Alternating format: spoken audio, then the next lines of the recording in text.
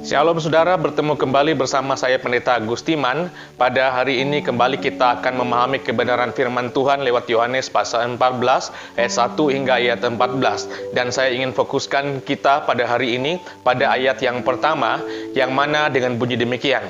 Janganlah gelisah hatimu, percayalah kepada Allah, percayalah juga kepadaku. Saudara-saudara, tema firman Tuhan kita pada hari ini adalah menepis kegelisahan di hati. Saudara, konon ketika Plato ditinggalkan Sokrates, gurunya, dia pernah berkata bahwa sisa hidup mereka tertinggal sendirian seperti anak-anak tanpa bapa. Mereka tak tahu apa yang mereka mesti perbuat. Dan saya pikir, saudara, perkataan Plato ini merupakan sebuah realitas yang begitu akrab dengan kehidupan kita. Ketika misalnya ada seseorang yang kita andalkan dalam hidup ini pergi meninggalkan kita, kita mungkin akan berpikir, wah, bagaimana nasibku sekarang ini? Atau sepertinya nggak ada harapan lagi dalam kehidupanku, sebab dia telah pergi. Dengan situasi seperti ini, apa yang akan terjadi? Kita mungkin akan mengalami kegelisahan yang amat mendalam. Nah, inilah yang terjadi dengan para murid Yesus, saudaraku. Kepergian Yesus menyebabkan kecemasan yang besar bagi para murid. Dan Yesus tahu kondisi hati mereka. Ada kegelisahan yang mendalam dalam hati mereka. Sehingga Yesus pun berkata, janganlah gelisah hatimu. Dan ada 5 kali Yesus pun mengulang kata percaya kepada para muridnya. Nah, menurut Kamus Bahasa Indonesia, saudara, gelisah adalah ketidaktentraman, selalu merasa khawatir, tidak tenang, dan cemas.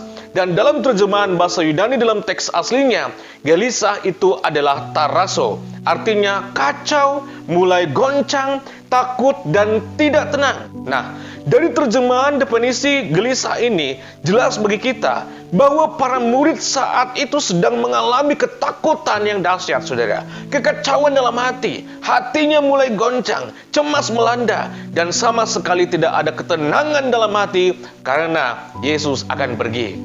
Kalau Yesus pergi, saudara, maka menurut mereka tidak akan ada lagi yang melindungi mereka. Mereka tidak aman. Mereka akan dibenci oleh orang Farisi, ahli Taurat, dan orang Yahudi lainnya. Dan bukan hanya itu saja, nyawa mereka pun bisa terancam dan melayang. Dan seperti halnya kegelisahan yang terjadi pada para murid. Sekarang, apa sumber kegelisahan atau masalah saudara hari-hari ini yang membuat hati terasa cemas, tidak tenang, tidak tentram, begitu takut, kacau, dan tergoncang? Pasti banyak hal yang membuat hati kita gelisah. Jika hari ini saudara mengalami kegelisahan yang mendalam, maka Tuhan kembali ingin menyapa saudara, janganlah gelisah hatimu. Pertanyaannya, bagaimana cara menghadapi kegelisahan-kegelisahan yang ada di dalam hati kita hingga hari ini? Yang pertama adalah jaga hati supaya tetap tenang. Saudara, suatu waktu ada seorang pria membantu petani di lumbung padi miliknya. Saat mereka bekerja, jam tangan pria itu rupanya terjatuh, saudara. Pada malam itu mereka menyalakan lentera dan mencari jam tersebut di tumpukan jerami.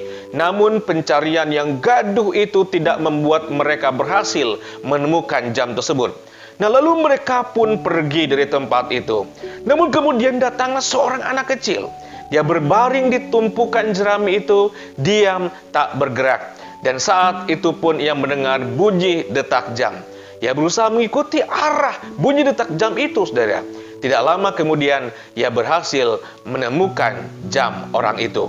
Saudaraku yang dikasihi Tuhan, seringkali saat menghadapi masalah, kita menjadi panik dan gelisah untuk mencari solusi atau jawaban. Setiap kali menghadapi masalah, mari kita saat ini tetap tenang, saudara. Sebab dalam ketenangan, dalam keheningan, kita akan lebih mudah untuk mengenali masalah yang sesungguhnya dan menentukan jalan keluar yang paling tepat. Nah, karena itu tidak selamanya keheningan, ketenangan, kesendirian, dan tanpa kegiatan stay at home itu adalah suatu yang tidak bermakna, saudara.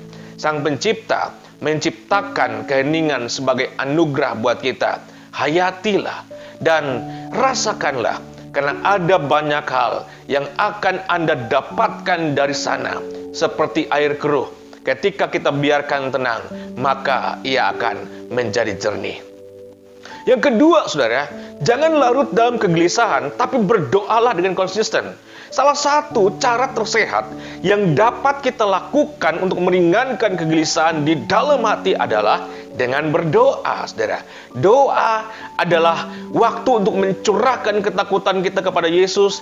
Nah, jadi saudara tidak perlu menahan hal-hal yang membuat Anda larut dalam kegelisahan. Berdoalah sesering yang Anda butuhkan dimanapun Anda berada. Lalu yang ketiga, saudara, gunakan Alkitab untuk mengingatkan Anda akan janji-janji Allah. Nah, jika kita percaya bahwa Alkitab adalah firman Allah yang diwahyukan dan diberikan untuk menunjukkan kepada kita bagaimana menjadi seperti Kristus, maka kita harus sering untuk menggunakannya. Kita seharusnya tidak hanya mengetahui kebenaran yang ada di dalam Alkitab atau kitab suci tersebut, seperti misalnya Allah akan peduli dan menyediakan segala sesuatu buat kita, tetapi saudara, kita seharusnya benar-benar tahu bagaimana Dia berjanji untuk merawat dan memelihara kehidupan kita. Pertahanan terbesar terhadap kegelisahan yang muncul setiap hari adalah Alkitab, saudara. Melalui firman Tuhan, pikiran kita akan selalu diperbaharui dan diperbaharui. Dan itulah sebabnya Allah memanggil umatnya untuk menaruh firman-Nya di dalam hati mereka dan menuliskan di pikiran mereka. Firman Tuhan memiliki kekuatan, saudaraku. Agar kekuatan itu aktif dalam kehidupan kita, kita harus benar-benar mengetahui dan percaya serta melakukan firman tersebut dalam hidup kita. Saudara-saudara yang dikasihi Tuhan, kita memang tak tahu akan hari esok. Ada banyak hal yang tidak bisa kita mengerti dan tidak bisa kita pahami dan selami. Namun janganlah gelisah hatimu. Melangkah dan tetaplah berjalan dengan tegap bersama Tuhan Yesus. Sebab Ia adalah jalan, Ia adalah kebenaran, dan Ia adalah hidup kita. Tuhan memberkati kita sekalian. Haleluya.